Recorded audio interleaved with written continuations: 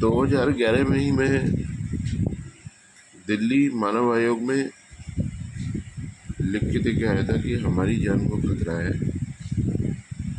और हम पर हमला कभी भी हो सकता है, हमारी हत्या की जा सकती है ना। उस एप्लीकेशन को लेके घूरते रहे, पड़ी रही।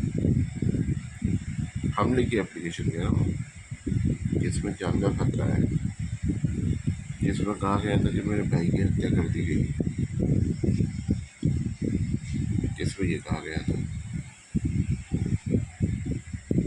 तो घूरते रहे, उसको टाइम नहीं था किसी का। चलो, उसके बाद मेरे पापा की हत्या कर दी गई फरवरी में। पापा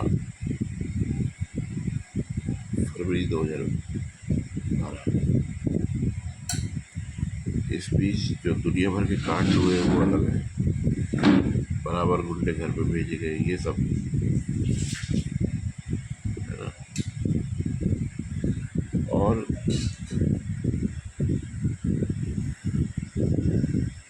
इसके बाद में मकान हत्या गया,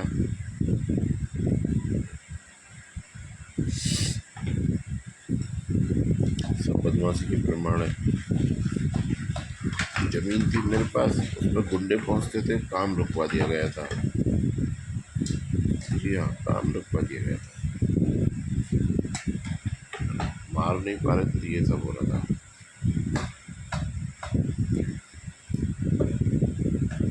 और फिर मेरी पत्नी का अपहरण कर लिया गया।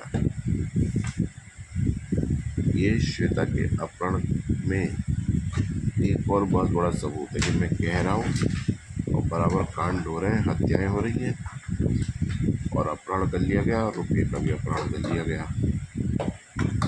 है नहीं। ये बहुत बड़ा पॉइंट। और एक और जुड़ रहा है, वहाँ पे मैं कह रहा हूँ भैया को खतरा है। सब बैठ के भजियाएँ तल रहे थे और सारे कांड हमारे साथ हो रहे थे। सबका कहता, किसी को कोई फर्क नहीं पड़ रहा था गुंडों को किसी भी चीज़ से, है ना। ये श्वेता के अपहरण में बहुत बड़ा सबूत है। वैसे तो क्लियर है ही है, लेकिन एक और पॉइंट जुड़ रहा है। जिनको तकलीफ होती है ना, इनकी सज़ा मुकर्रर कराने के लिए, अपराधियों की नहीं, इन अपराधियों को सज़ा देने में तकलीफें हो रही हैं, उनकी सज़ा मुकर्रर कराने के लिए, ये बहुत बड़ा पॉइंट है। क्योंकि अपहरण तो क्लियर है। बताता हूँ कैसे, क्यों कह रहा हूँ मैं ये बात। मैं अनिल मेहता मेरठ में उससे दवाई लेके आया था। ये सुन्नपन, मेरे हाथ पैर सुन्न रखे जा रहे हैं और शरीर में जान नहीं रहती है, और कुछ भी खाने में स्वाद नहीं है, स्वाद नहीं है, संतुष्टि नहीं है ना। जो संतुष्टि होती है वो नहीं आती है स्वाद के साथ। तो ये सब उसी को भूखे रहने को पूरा किया जा रहा है। भूखे रहने का मतलब है, इसे पूरा करने का मतलब है कि अपहरणकर्ता को, जिसकी कैद में श्वेता को रखा गया, अपहरणकर्ता को साफ साफ निर्दोष साबित करना, जिसका साफ साफ अर्थ है कि वो बाहर है, वो कोई जेल में नहीं गया है। यही प्रमाण होते हैं और कोई प्रमाण नहीं होता, इसी से पता लग जाता है।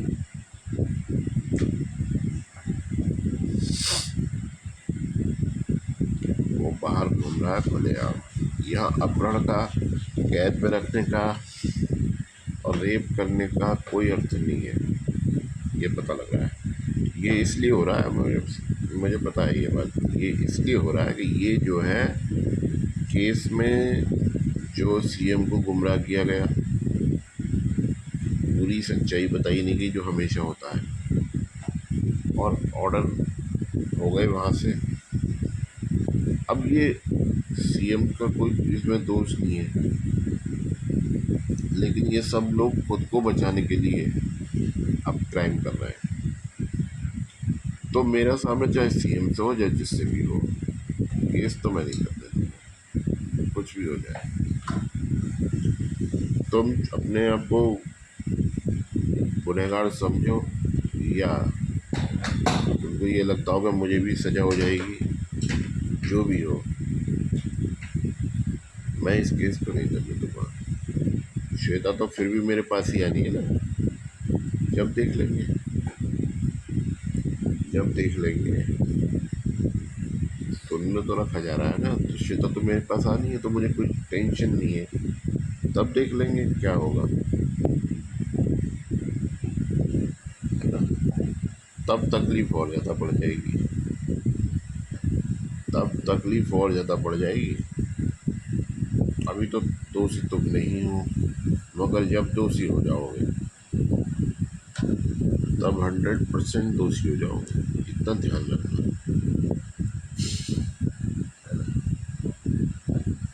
फिर वो होगा कि तुम्हारी दिलचस्पी ही थी इन सब बचाने में। अब सवाल आएगा क्यों, क्यों बहुत बड़ा है। तो ये सब प्रत्येक जो है स्वयं को बचाने के लिए हमारे साथ अन्याय किया जा रहा है। हमारे साथ सब अपने अपने आप को बचाने में लग रहे हैं, जो कि अपराध कर कर के बैठे हैं। सरकारी गैंगस्टर की बात कर रहा हूँ, या प्राइवेट की बात नहीं कर रहा हूँ। तो ये सरकारी गैंगस्टर स्वयं को बचाने के लिए जो बकवासें लिख लिख के बैठे हैं और कार्रवाइयाँ करते रहे हैं फालतू की, जिनका कोई अर्थ नहीं था, है ना।